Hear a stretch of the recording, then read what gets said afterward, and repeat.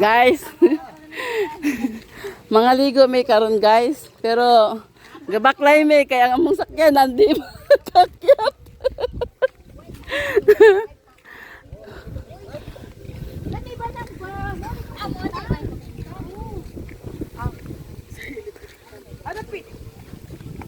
Para saan yan nang?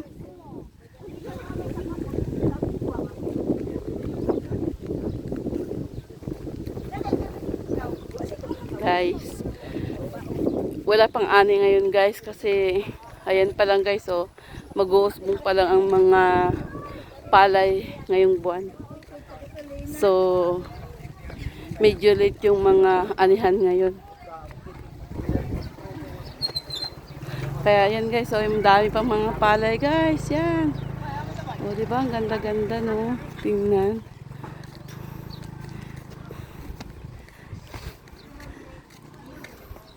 Nang, kanino kayang papaya to?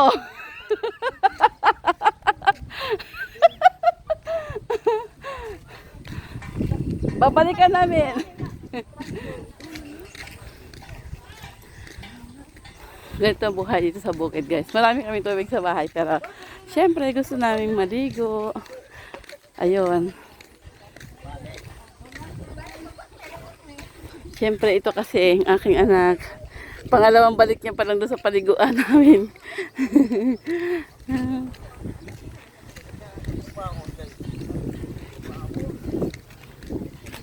Yan, dyan nag-school sila ate. Diyan, yun doon sa taas. Yan o.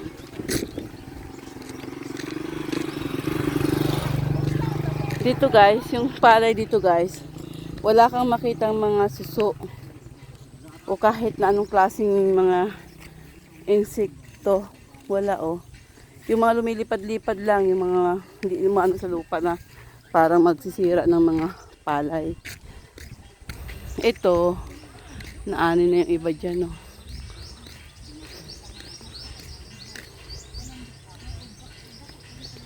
Walang masyadong water ngayon guys.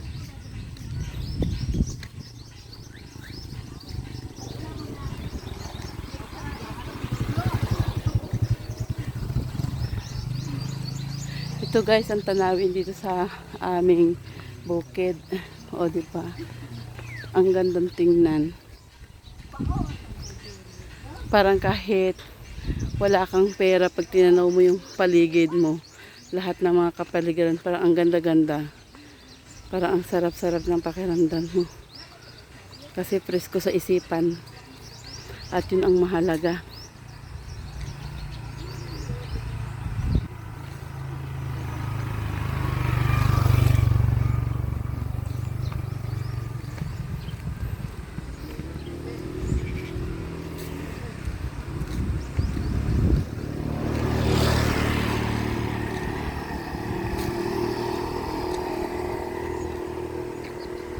Ayan lang guys. Mahaba pa kasi to guys. Doon pa kami sa kabila guys. Kaya, see you.